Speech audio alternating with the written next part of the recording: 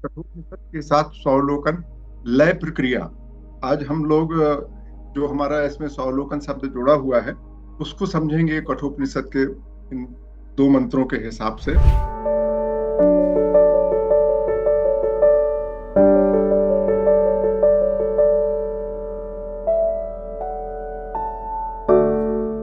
ओम सहना भवतु सहनो भुनक्तु सह वीर्यं कर्वावहे तेजस्विनावधीतमस्तु मा विश्वावहे।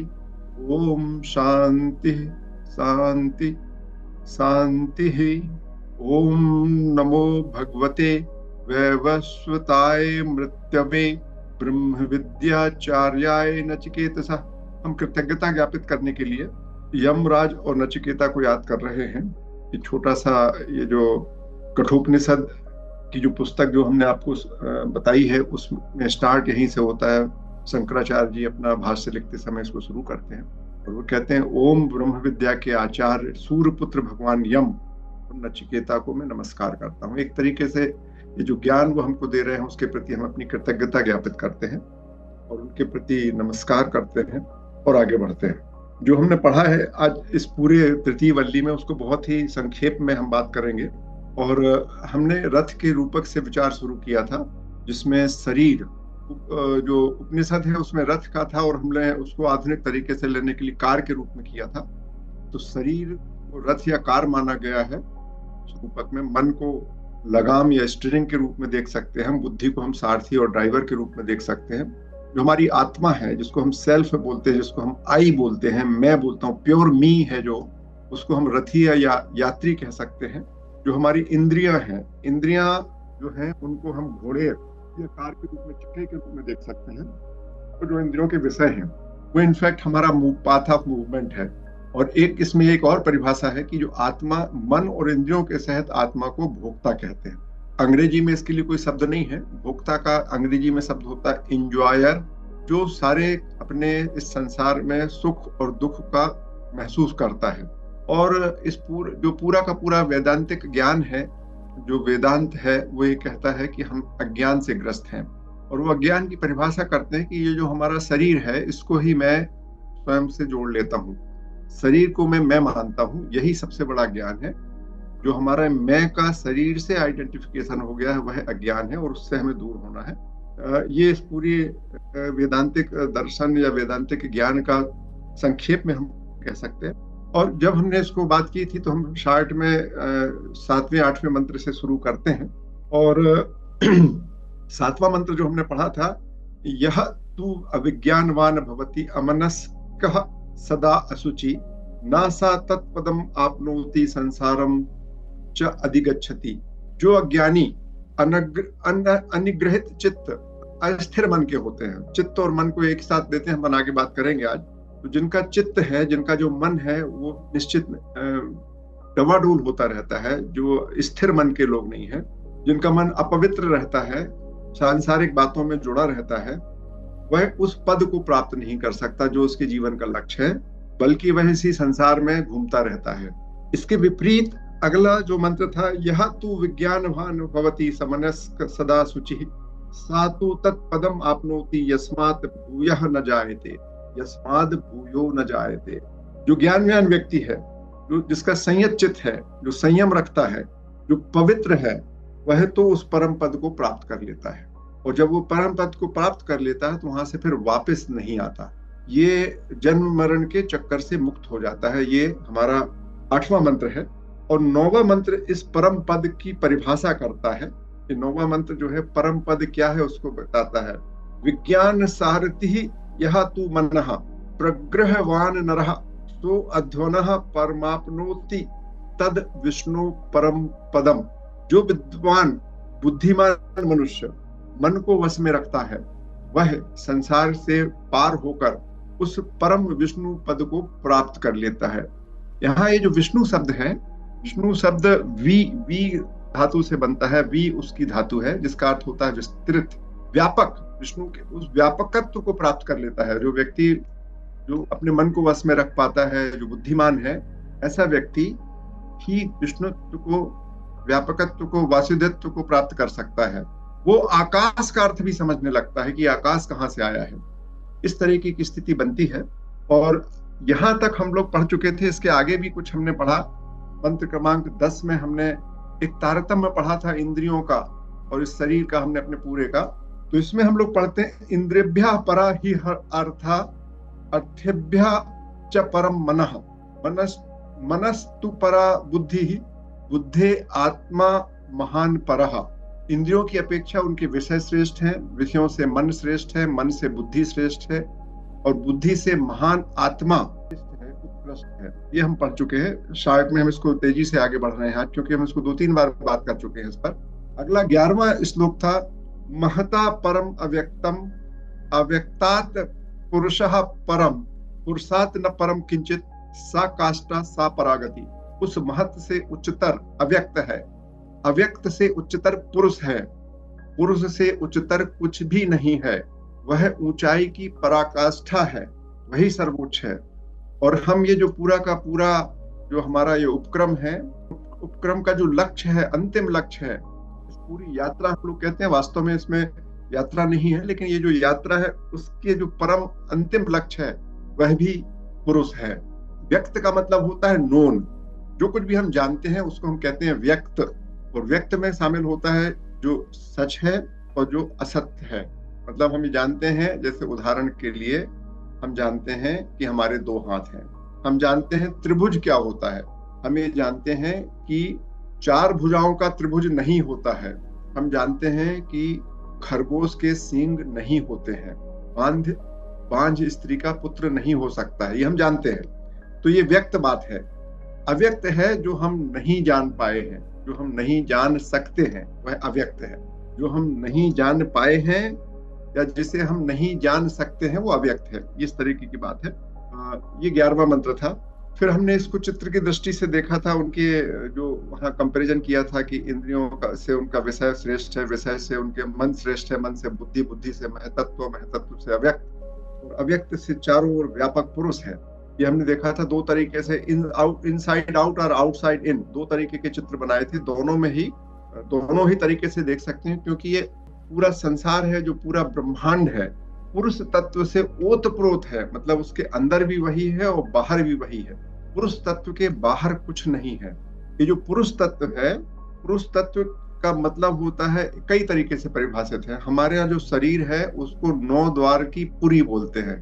पुरी ईश पुरुषः, इस पुरी का जो ईश है वह पुरुष है, या पूर्णात पुरुषः, जो संपूर्णता है वह पुरुष है। इस तरीके से बहुत सारी परिभाषा है, लेकिन हम सिंपल तरीके से मानते हैं जो परमात्मा है, जो ब्रह्म है, वह पुरुष है। और पूरा का पूरा जो ब्रह्मांड है, पूरा का पूरा जो संसार है, पूरा का पूरा जो जगत है जिसमें हम और आप सब शामिल हैं, वह सब कण कण में है, उसके कण कण में ब्रह्म तत्व है। ये ओतप्रोत है पूरा का पूरा, कहीं कुछ खाली नहीं है।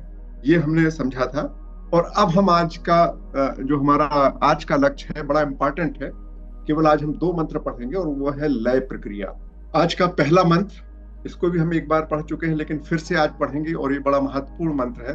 और ये मंत्र कहता है, ऐसे सर्वेषु भूतेषु गूढ़ो आत्मा न प्रकाशते दृश्यते तु अग्रया बुद्धया सूक्ष्मया सूक्ष्मदर्शिभिः। समस्त भूतों में गूढ़, छिपी हुई, गूढ़ का अर्थ होता है छिपी हुई या कठिन, विशद, क्लिष्ट। तो समस्त भूतों में जो छिपी हुई है आत्मा, जो सामान्यतः हम सबको दिखती है। समस्त भूतों का अर्थ है कि घास के तिनके से लेकर मनुष्य तक, या यूं कहें यदि हम आकार में देखें तो घास के तिनके से लेकर हाथी तक जितने भी प्राणी हैं, या इवन घास के तिनके के अलावा अदृष्टिगत जो भी हमारे, जिनको हम जानते हैं, बहुत सारे छोटे छोटे 1 कोशी, 2 कोशी, 3 कोशी, या जितने भी कीड़े मकोड़े हैं, उन सब में ये आत्मा होती है, छिपी हुई होती है। दिखती नहीं है सबको, सामान्यतः दिखती नहीं है, तो भी उस आत्मा को हम देख सकते हैं। कुछ लोग देख सकते हैं। कैसे लोग देख सकते हैं? जिनकी बुद्धि सूक्ष्म है और अग्रगामी है। अग्रगया दृश्यते तु अग्रगया बुद्धया सूक्ष्मया सूक्ष्मदर्शिभिः। जो सूक्ष्म दृष्टि वाले फोकस्ड व्यक्ति हैं, जिनकी बुद्धि फोकस हो सकती है, फोकस कर सकते हैं, एकाग्र हो सकते हैं, कंसंट्रेट कर सकते हैं, ऐसे लोग उस तत्व को देख सकते। एस शब्द का जो यहाँ पर उपयोग है आत्मा के लिए है। एस को हमने यहाँ आत्मा से किया क्योंकि जब भी यह और वह की बात होती है, इस यह सर्व एस सर्वेषु सर्वेषु, यह सभी भूतों में, भूतेषु, भूत मतलब प्राणियों में। और इसका इससे भी सुंदर जो एक विवरण है और मुझे बहुत पसंद आता है वो केन उपनिषद में है। प्रतिबोध विदितम मतम अमृतत्वम ही विदन्ते आत्मा नाम विद्यन्ते वीर्यम विद्या विदन्ते मृतम। जिसे प्रत्येक बोध को जितने भी आपके अनुभव होते हैं, जो भी आपका ज्ञान होता है, प्रत्येक ज्ञान और प्रत्येक बोध को प्रकाशित करने वाला जो स्रोत है, उसका जो आधार है, या हम इसको बोलते हैं अलग अलग बोध बोलते हैं, या उसको हम बोलते हैं रिफ्लेक्टेड चिदाभास बोलते हैं, जो रिफ्लेक्शन है परम तत्व का, उसका आधार जिसको प्रत्येक बोध में, प्रत्येक अनुभव में होने लगता है, जो उसे जान जाता है, उस बोध के स्रोत का जिसे ज्ञान हो जाता है, वह बोध जो है वह स्रोत ही परम तत्व है, वही ब्रह्म है। और उसके जान लेने से बल की उपलब्धि होती है। आत्मा नाम विद्यन्ते वीर्यम, उस आत्म तत्व को जानने से बल उत्पन्न होता है, और उस बल से विद्या उत्पन्न होती है, और विद्या से अमृतत्व की प्राप्ति होती है। ये मंत्र है और ये बड़ा सुंदर मंत्र है। अब इसमें ये जो मैं आपसे एक चित्र देख के दिखा रहा हूं, आप सब लोगों को ये चित्र दिख रहे हैं, दो हिस्सों में दिख रहे हैं। एक बिल्डिंग का चित्र है, ये चित्र है, एक तरफ यूं कह सकते हैं बाएं तरफ उसमें धुंधला धुंधला दिख रहा है, और दाएं तरफ वो बहुत ही स्पष्ट दिख रहा है। तो फोकस का मतलब होता है, ये जो एक तरफ धुंधला दे रहा है अनफोकस्ड माइंड है, और दूसरी तरफ जो स्पष्ट दिख रहा है फोकस्ड माइंड है। ये तू अग्रया सूक्ष्म है। यहाँ पर आपको एक एक खिड़की दिख रही है, नीचे खड़े हुए वाहन दिख रहे हैं, ये फोटो दिख रही है, मतलब सब कुछ जब आपको स्पष्ट स्पष्ट दिखने लगे उसको हम बोलते हैं तू अग्रया सूक्ष्मया। अगला जो है इसमें, ये हमने एक और स्कैन का चित्र दिखाया है कि पैरट्स के संदर्भ में दो डिस्क्रिप्शन लिखे हैं। एक तरफ का बिल्कुल धुंधला धुंधला सा आया हुआ है, दूसरी तरफ बहुत स्पष्ट आया हुआ है। एक तरफ ब्लरी है, दूसरी तरफ फोकस्ड एंड क्लीन है। इसको कहते हैं। तो हमको ये जो फिजिकल लेवल पे है, जब हमारा मस्तिष्क, हमारी बुद्धि चीजों को साफ साफ देखने लगती, ये इसमें उनका कहना था। अब हम बार बार पिछले कई बार से जो अगला जो मंत्र है 13वां मंत्र, वो बहुत इंपॉर्टेंट मंत्र है, उसकी हमको एक भूमिका पर जरूर बात करना है आप सबके साथ में। तो मैं आपसे पिछले 3-4 सत्रों से इस पर जरूर बात करता हूँ कि मौन विचार करें और देखें कि आप अपने स्वरूप में क्या हैं। जब आप अपने स्वरूप पर विचार करते हैं मौन होकर, तो आपको क्या लगता है कि आप क्या हैं? तो हम बहुत सरलता से हमको लगता है शरीर है, और शरीर से भिन्न कुछ और भी है। एक हिस्सा हमको लगता है कि हमारा शरीर है, और दूसरा हिस्सा लगता है कि इस शरीर से भिन्न भी कुछ और है। हम अपनी क्षमताओं को देखते हैं तो हमको 3 क्षमताएं दिखती हैं: जानने की क्षमता, स्मरण की क्षमता और कार्य करने की क्षमता। और जो हमारे बहुत सारे हम भारत के रहने वाले लोग हैं, तो ये मन, बुद्धि, चित्त और अहंकार, ये 4 शब्दों का हम उपयोग करते हैं। इनकी क्या मीनिंग है हमारे लिए, इन 3 चीजों पर हमने आपसे विचार करने कहा था। और जब हमने इसको बात किया कि स्व तत्व, ब्रह्म तत्व को जानने के लिए, जो अभी हमने पिछला श्लोक पढ़ा, दृश्यते तू अग्रया बुद्धिया सूक्ष्मया सूक्ष्मदर्शिभिः, उसमें कुशाग्रता के साथ साथ, कुशाग्रता, उच्च कुशाग्रता के साथ हमको पवित्रता, शुद्धता और निश्चलता चाहिए, तभी हम इसको समझ पाएंगे। तो कुशाग्रता इंपॉर्टेंट है, लेकिन उससे भी ज्यादा इंपॉर्टेंट है पवित्रता, शुद्धता, निश्चलता, अकुटिलता। तो हमको ये विचार करना है मौन होकर। और आपको ये अभी आज का लिए नहीं है, ये टॉपिक है आपके लिए। क्या आप निर्मल हो सकते हैं? क्या आप निश्चल हो सकते हैं? क्या आप अकुटिल हो सकते हैं? और यदि आप ये हो सकते हैं तो आप परम तत्व को जान सकते हैं। ये बड़ी इंपॉर्टेंट चीज है। तो ये प्रश्न है, और इन प्रश्नों पर मैं आपसे कितनी कुछ बोलूं, इससे कोई अंतर नहीं पड़ता। जब तक आप स्वयं इन प्रश्नों पर विचार करके अपने आप इन चीजों के संदर्भ में दर्शन नहीं कर लेते तथ्यों का, तब तक आगे कुछ हो नहीं सकता है। तो इसलिए मेरा आपसे बार बार अनुरोध है, और इसलिए हम इसको स्वावलोकन शब्द का उपयोग करते हैं। तो आपको जरूर अपने आप को देखना है। अब ये जो शरीर से भिन्न जो हिस्सा है, उसको हम लोग अंतःकरण कहते हैं। जो शरीर है और शरीर के अंदर जो कुछ है, शरीर से भिन्न जो है, उसको हम अंतःकरण कहते हैं। और चूंकि बहुत सारा ज्ञान आज की पीढ़ी को और हमारे जैसे लोगों को पाश्चात्य विद्वानों के माध्यम से रिवर्स होकर उन्होंने पहले पढ़ा, फिर उन्होंने अपनी भाषा में पढ़ा और समझा, और फिर हमको बताया, उसके माध्यम से पता चला। तो पाश्चात्य जगत में अंतःकरण को मन बोलते हैं। माइंड, उनके यहाँ ये इनर इंस्ट्रूमेंट का कॉन्सेप्ट नहीं है, अंतःकरण का कॉन्सेप्ट नहीं है। तो पूरा का पूरा मन बुद्धि चित्त अहंकार को मन भी बोला जाता है। जो भाषा है जब कई बार हम उपयोग करते हैं तो आपको संदर्भ में समझना पड़ेगा कि मन का आशय क्या है, अंतःकरण है या अंतःकरण का एक पार्ट है। तो अंतःकरण क्या है? अब अंतःकरण में भारतीय दर्शन जो है वह बोलता है मन बुद्धि चित्त और अहंकार। और बहुत इंटरेस्टिंग चीज है कि जो चतुर्मुख ब्रह्मा है वह भी यही मन बुद्धि चित्त और अहंकार है। यदि हम उसको तात्विक रूप से देखें, आध्यात्मिक रूप से ब्रह्मा की यदि हम कल्पना करते हैं धार्मिक रूप से हटकर, तो ब्रह्मा यानी अंतःकरण, अंतःकरण यानी मन बुद्धि चित्त और अहंकार।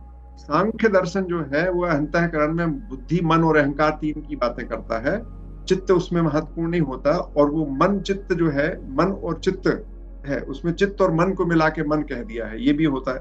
और चित्त का अर्थ होता है चित्त प्लस ता।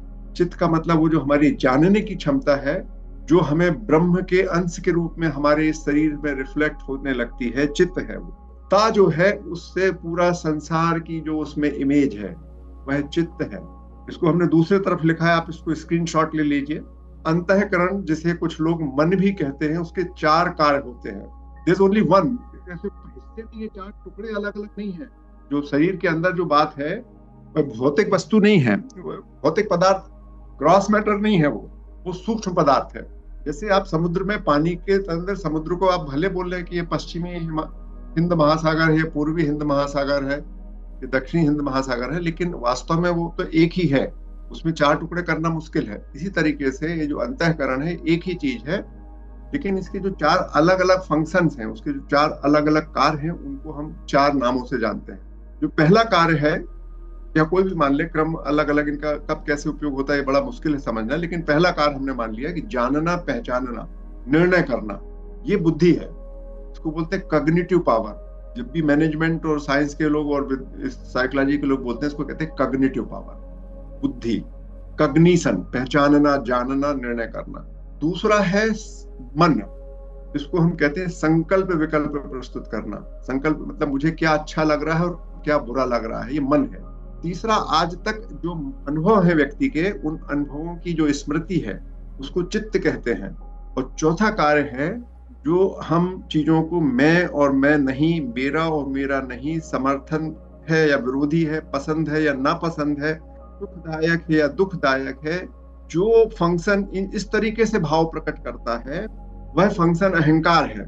और हमने यहाँ 5 चीजें दिखी, ऐसे आप दिन रात सुबह शाम, अच्छा बुरा काला पीला, जो कुछ भी आपके जितने भी दो एक दूसरे के बिल्कुल विरोधी तत्व हैं, इस तरीके का जो विभाजन करने का काम हमारा अंतःकरण का जो भी पार्ट करता है, उसको हम बोलते हैं अहंकार। इसको हमने शार्ट में जो भी बात की उसी को फिर से लिखा। मन अंतःकरण, मन मतलब पसंद नापसंद बताने वाला काम, बुद्धि पहचानना, निर्णय करना, चित्त स्मृति, अहंकार मैं, मेरा और मेरा नहीं का भाव, ये अहंकार है। इसको हमने एक बहुत सुंदर चित्र से आपको बताने की कोशिश की है। कई किस्म के दर्शन है, उसकी हमको जरूरत नहीं है। कि 2 तत्व हैं, एक पुरुष या परमात्मा या ब्रह्म तत्व है, और एक दूसरा है प्रकृति। ये हमको दिखती है, एक हमको चेतनता दिखती है, हमारी महसूस होती है कि हम चेतन है, और दूसरा फिजिकल बॉडी दिखती है। तो अव्यक्त प्रकृति और पुरुष, इन दोनों को का जब आपस में मिलन होता है, जब इस प्रकृति में, इस शरीर में जब चेतना आती है, तो इन दोनों के मिलन से महत पैदा होता है। इन दोनों के मिलन से महत पैदा होता है, और इस महत से जितना हिस्सा हमें याद रह जाता है, महत मतलब, और ये जो महत है, प्रकृति और पुरुष, पुरुष पूरा ब्रह्म है, प्रकृति भी पूरी विराट है। इन दोनों के मिलन से जो कुछ भी पैदा हुआ, मतलब जब से ये दुनिया बनी है और जब से आज तक जो भी प्राणी हुए हैं, उन प्राणियों ने आज तक जो कुछ भी जाना है वह महत है। इसी को ब्रह्मा बोलते हैं, इसी को हम सगुण ब्रह्म बोलते हैं। पुरुष प्लस अव्यक्त प्रकृति से उत्पन्न होने वाला जो तत्व है, उसको महत बोलते हैं। संपूर्ण ज्ञान, संपूर्ण शक्तियां, प्रकृति में उपलब्ध समस्त शक्तियों का जो संग्रह है, उसको महत बोलते हैं, ज्ञान और शक्तियों का संग्रह। और इसमें से ये जो अहंकार है, ये जो अहंकार है, उसमें जो अंतःकरण है, बुद्धि मन चित्त और अहंकार, ये चार, इसमें से कुछ हिस्से को मैं और मेरा नहीं, मैं और मेरा नहीं का ये जो विभाजन पैदा कर देती है, ये जो लाइन, जो मैंने यहाँ एक लाइन के रूप में दिखाई है, ये छद्म लाइन है। ये जो लाइन है, इस लाइन के कारण इस महत के दो हिस्से हो जाते हैं। पूरे संसार की आज तक की जो कुछ भी ज्ञान बुद्ध है वो है, उसको महत है, और जो मेरी इस शरीर में जो ज्ञान संचित हो गया है वो बुद्धि है मेरी। और इसी बुद्धि और चित्त, ये चारों एक दूसरे से मिलकर काम करते हैं।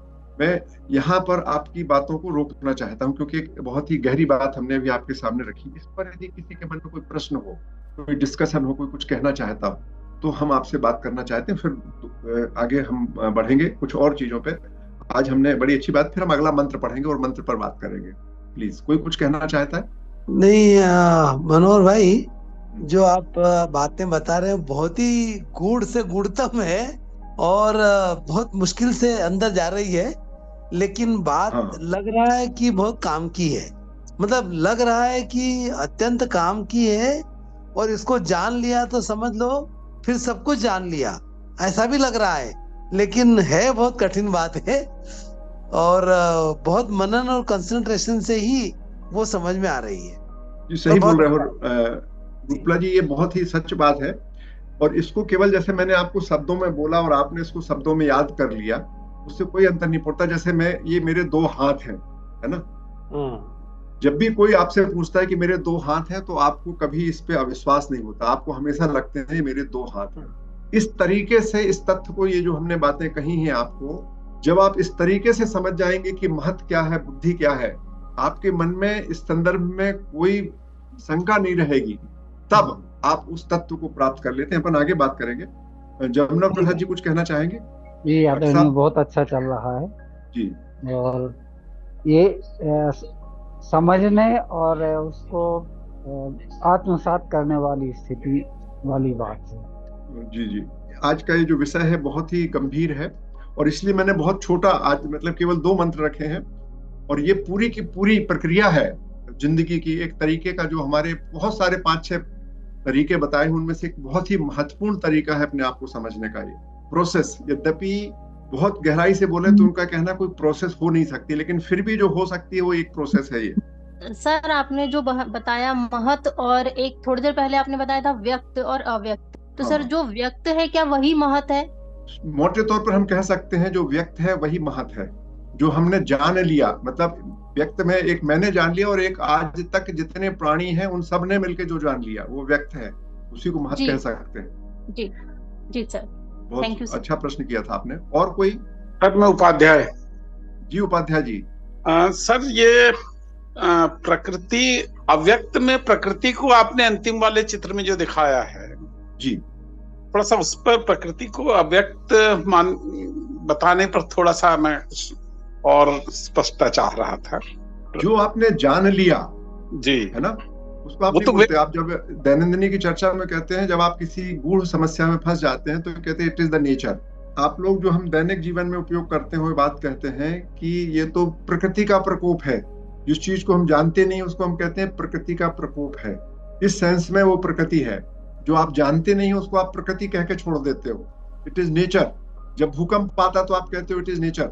उस तरीके से आपको भूकंप क्या होता है, कब आता है, कैसे हो रहा, नहीं जानते, उसको आप प्रकृति कहते हो। और जिसको आप जानते हो, आप मनोहर दुबे को प्रकृति नहीं कहते हो। कहते हो क्या कि मैं मनोहर दुबे से मिलने जा रहा हूँ, तो आप कहोगे उपाध्याय कह रहे मैं प्रकृति से मिलने जा रहा हूँ, ऐसा कहते हो क्या? नहीं सर, थोड़ा सा मुझे ये था कि जो हम आसपास अपने सब कुछ देखते हैं, महसूस करते हैं, जिसको अपन कई बार पर्यावरण कहते हैं, वही वो प्रकृति का हिस्सा है या प्रकृति को रिप्रेजेंट करता है या नहीं करता, उससे हम अव्यक्त ये तो अलग हो गया। वही मैंने जब आपसे बोला कि जब आप हमसे मिलने आते हैं या पार्क में जाते हैं, तो आप कह रहे हैं हम पार्क जा रहे हैं। पार्क में जब आप शांत बैठकर देखते हैं और आपका मन लग जाता है, तो आप कहते हैं कि प्रकृति के साथ हमारा मिलन हो गया था। तो क्या आप पार्क से मिल गए थे कि किसी और चीज से मिल गए थे? जब आप नदी के किनारे बैठते हैं तो कहते हैं प्रकृति का आनंद ले रहे थे। तो नदी का आनंद ले रहे थे कि प्रकृति का आनंद ले रहे थे? तो अब वही नदी के आनंद के बदले में प्रकृति का आनंद हो जाता है। तो वो जो चीज अननोन बची रहती है वहां पर, उसको प्रकृति बोलते हैं। स्वाभाविक है कि अल्टीमेटली जब इसको और आप आगे पढ़ोगे तो ये सब चीजें एक ही हो जाती हैं, क्योंकि है तो सब ब्रह्म से उत्पन्न चीजें, है ना? तो विभाजन तो हमारी जानकारी का परिणाम है। इसको अपन आगे बढ़ेंगे तो मुझे लगता है कि हम सब ने इस बात को क्या और किसी के पास कोई प्रश्न नहीं है, या तो मैं ठीक से बोल नहीं रहा हूं, या जो भी हो, मैं कुछ कह नहीं सकता। लेकिन चलिए, तो ये जो चित्र मैंने आपको बताया, इस चित्र में केवल ये जो पुरुष है ये नॉन मैटर है, ये नॉन फिजिकल है। बाकी जितनी चीजें हैं यहाँ पर, अव्यक्त, व्यक्त, महत, अहंकार, बुद्धि, मन, चित्त और सब कुछ है, जो कुछ भी है, पूरा संसार, जगत, ये जो महत है इसको हम जगत ही कहते हैं। चित्र में ऐसा दिख रहा है, लेकिन महत जगत है, संसार है।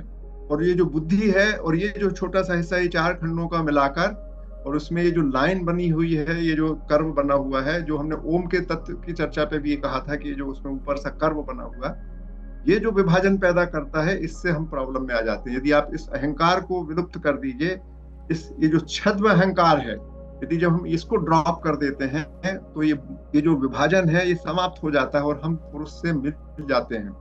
इस तरीके की ये वैचारिक दृष्टिकोण है, इस पर हमको चिंतन करना है। और ये चित्र जब मैं इस सप्ताह चिंतन कर रहा था, तो उस सप्ताह मेरे मन में ये चित्र बना है। ये चित्र आपको किसी पुस्तक में नहीं मिलेगा, ये पिछले 1 सप्ताह के चिंतन में ये चित्र मेरे मन में बना, जिसको मैंने आपके सामने रखा है। ये कहीं से कॉपी चित्र नहीं है। तो अब हम आगे बढ़ते हैं, और ये 13वां मंत्र है आज का। और 13वां मंत्र बड़ा इंपॉर्टेंट मंत्र है। यही प्रलय प्रक्रिया है, विलय प्रक्रिया है, प्रलापन प्रक्रिया है, और बहुत ही महत्वपूर्ण है। छेद वांग मनसी, यच्छेद वांग मनसी प्राज्ञः तद यच्छेद ज्ञान आत्मनि, ज्ञान आत्मनि महति निच्छेद तद यच्छेद शांत आत्मनि। ये जो यच्छेद वांग मनसी, ये जो शब्द है पहला वाला, इसका अर्थ है यच्छेद वांग मनसी। प्राज्ञस्त में जो ये जो सा है, ये जो 2 हम इसमें अनुस्वार लगाते हैं, उसके टुकड़े हो तो सा में बदल जाता है, प्राज्ञस।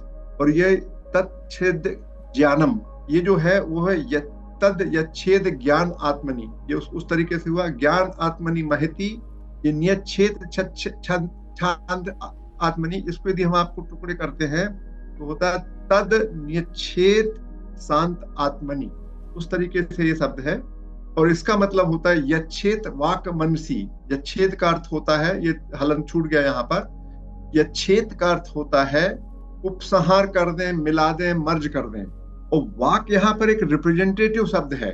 वाक का मतलब होता है ये समस्त भौतिक हिस्सा जो है हमारा, हमारी 10 जो ज्ञान इंद्रियां, 10 इंद्रियां जिसे रिप्रेजेंट करती हैं, जिसे हम अन्नमय कोश कहते हैं, तो हम यदि उसको मन में समाहित करना है।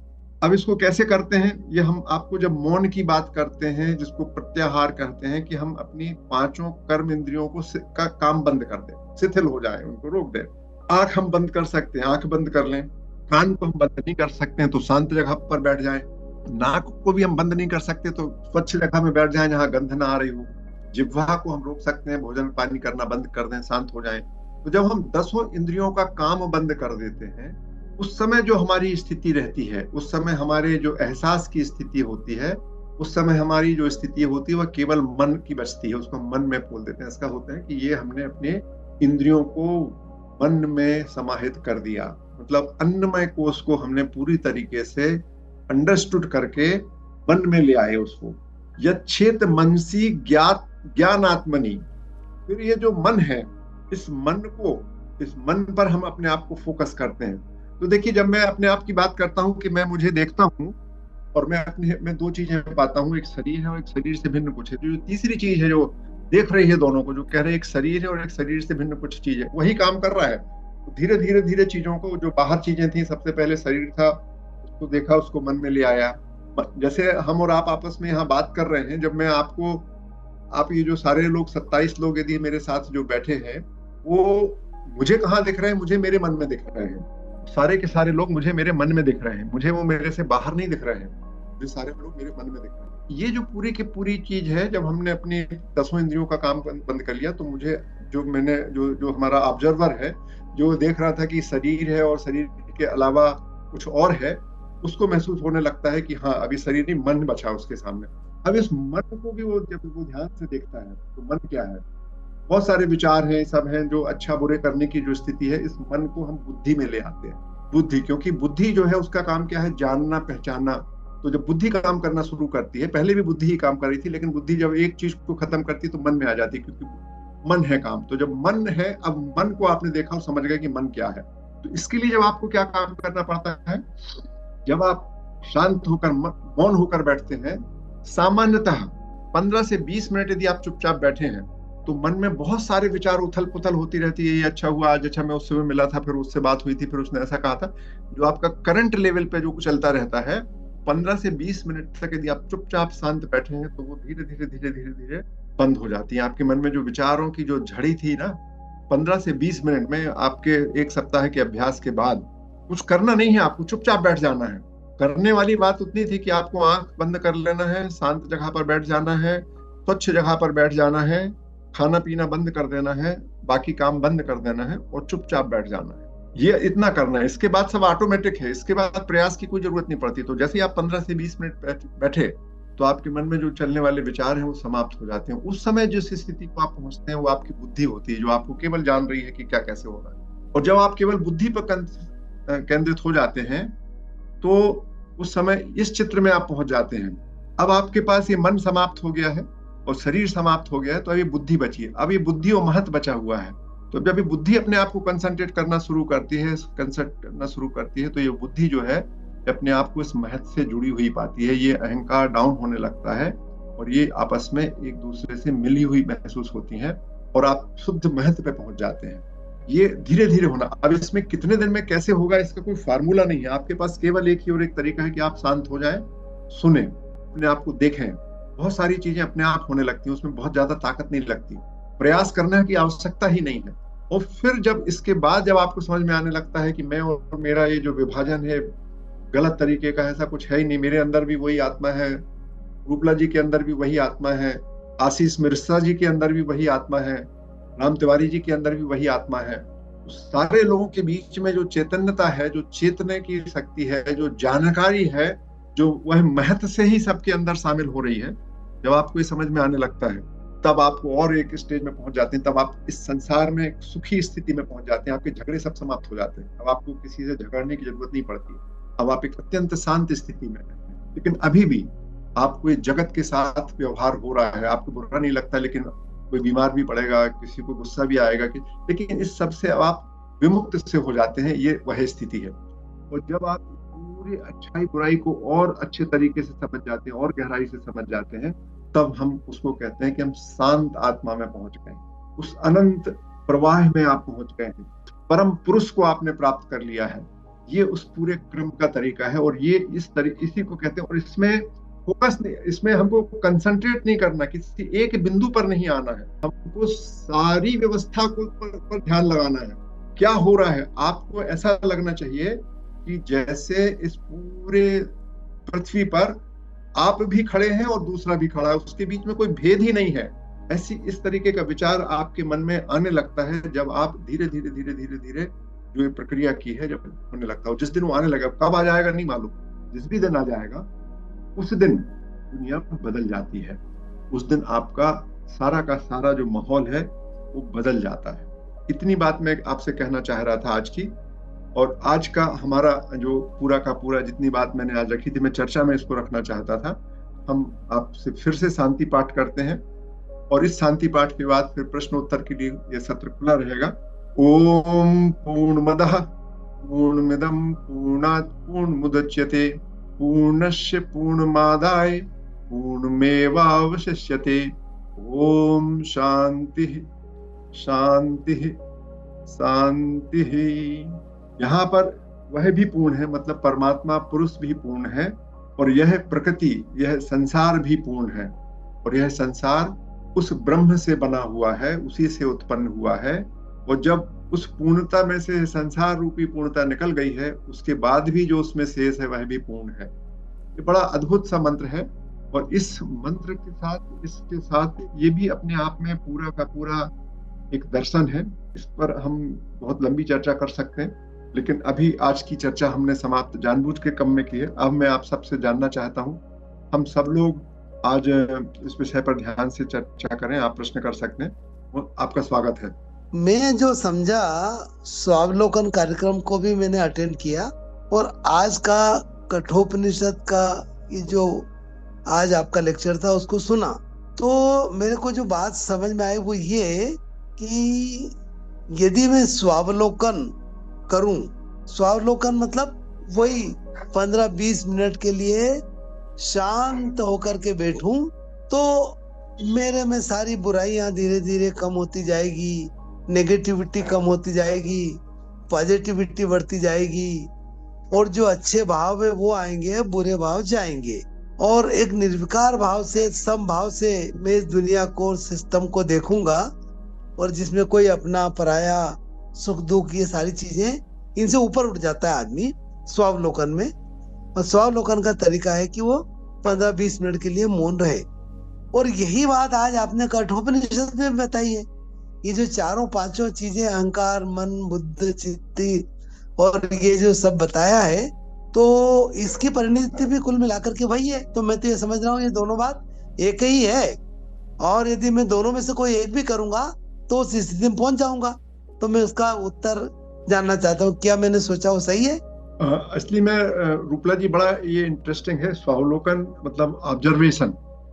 ऑब्जर्वेशन करना बहुत कठिन काम है। और जब आप निरपेक्ष रूप से ऑब्जर्वेशन करते हैं और तब ये स्थिति उत्पन्न होने की स्थिति बनती है। मतलब निर्मल मन से, जब भी हम कहते हैं निर्मल, तो आपको याद हो जब हम सेल्फ ऑब्जर्वेशन प्रोग्राम बोलते हैं तो हम आपसे बोलते हैं अपनी धारणाओं, मान्यताओं, विचारों, सिद्धांतों, रूढ़ियों आदि सबको थोड़ी देर अलग रखो और फिर विचार करो। तो वो कहना जितना सरल है, अभी इसमें अगला 13वां मंत्र आएगा, वो यही कहता है कि ये छुरे की धार पर चलने के समान है। तीव्र पैने के हुए छुरे की धार पर चलने के समान कठिन है। ये इतना सरल नहीं है, लेकिन है बिल्कुल बात यही। मतलब इसको शब्दों में ये बहुत सरल बात है, व्यवहार में ये हम कैसे इस पे पहुंचेंगे ये कठिन बात है। क्योंकि ये जो कठोपनिषद में लिखा हुआ है ये तो 5000 साल से उपलब्ध है हमारे सबके साथ में। यदि इतना सरल होता तो आजकल सभी ब्रह्म ज्ञानी होते। हो नहीं पाते, ये कठिन काम है। लेकिन क्योंकि उतनी शिद्दत से नहीं, क्योंकि इसमें हम लोगों ने बोला था नया आत्मा लभ्यते, शुरू का हमने मंत्र में इसमें पढ़ा था, भी इसमें आगे फिर से आएगा वो मंत्र। जब तक हम दिल से नहीं चाहते, तो हम क्या चाहते हैं अपने आप को जानना, कि हम जानना चाहते हैं, जानकारियां चाहते हैं, हम सुख प्राप्त करें, तो पहले तो आप उस पर निश्चित तो हो जाइए कि हम वही चाहते हैं, बस उसके परिणाम जरूर मिलेंगे। मतलब स्वावलोकन इसका एक माध्यम हो सकता है। नहीं, स्वावलोकन ही माध्यम है। मतलब ये जो विधा है जिसको मैं बात करता हूँ, जो मुझे विश्वास है, उसके लिए तो मेरे लिए केवल स्वावलोकन ही है। मेरे लिए मैं नहीं मानता दूसरा कैसा महसूस करते हैं, लेकिन मैं मानता हूं कि स्वावलोकन अपने आप में, self observation is the best method, is the method. मगर इसलिए मेथड होती नहीं, क्योंकि स्वावलोकन क्या है बताना बड़ा मुश्किल है जी। वो अनुभव किया जाएगा। धन्यवाद, मेरे प्रश्न का उत्तर मिला और आपने संतुष्ट किया। कोई और? एनीवन? एक सवाल, सबों को मेरा प्रणाम। मैं श्रीधर बोल रहा हूँ। स्वागत है आपका। एक जो आपने बात कही कि आपने कहा कि विच्छेद करना या आप यच्छेद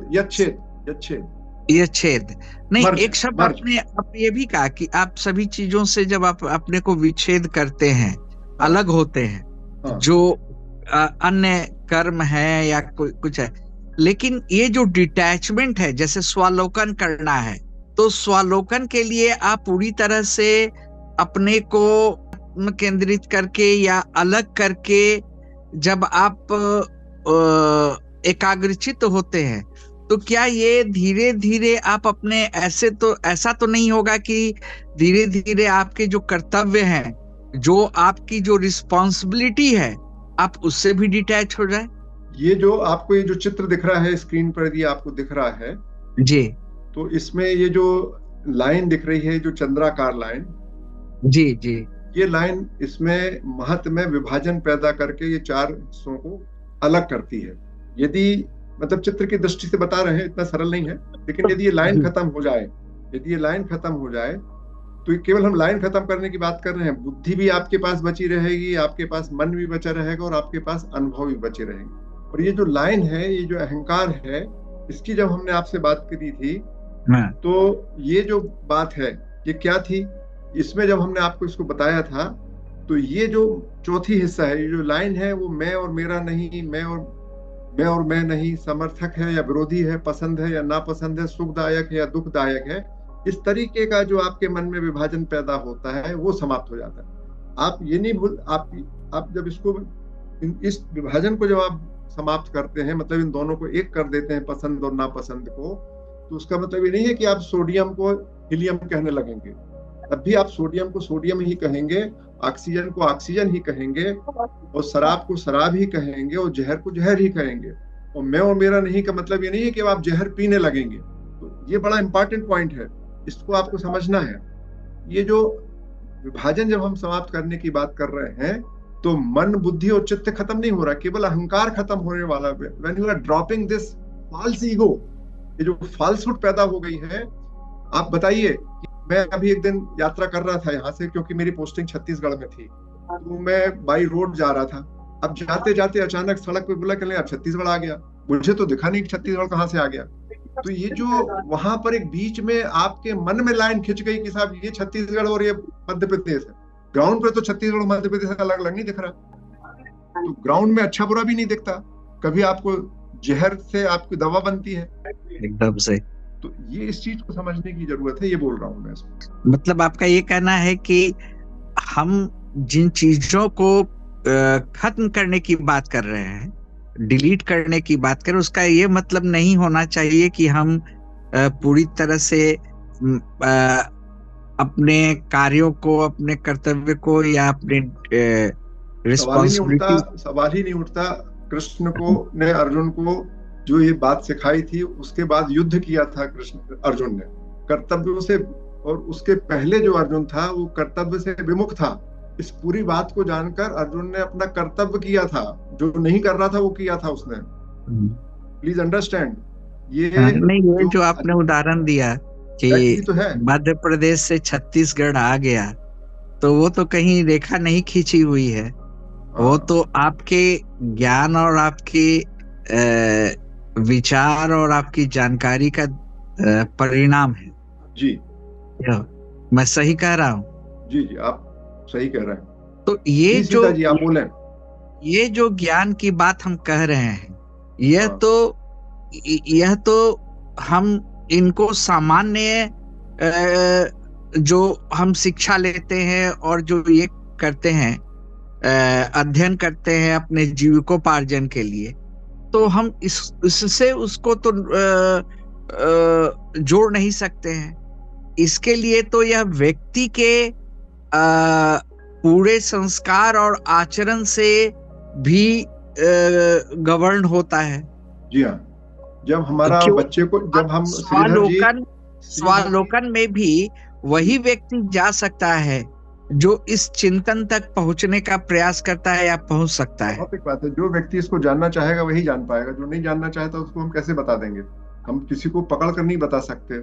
इस समूह में 275 लोग जुड़े हुए हैं, 27 लोग ही आए हैं, इन्हीं को तो बताया जा सकता है ना, बाकी को तो हम नहीं बता सकते। नहीं नहीं नहीं, स्वाभाविक सी बात है। अब मेरा यहाँ ये प्रश्न है कि युवा वर्ग को कैसे इस तरफ, जबकि उनके लिए डेविएशंस के बहुत सारे हर तरह की बातें हैं, फिर उनको कैसे इन चीजों पर, क्योंकि यह हर तरह से अपने व्यक्तित्व के निर्माण के लिए, राष्ट्र के निर्माण के लिए, परिवार के निर्माण के लिए यह आवश्यक है।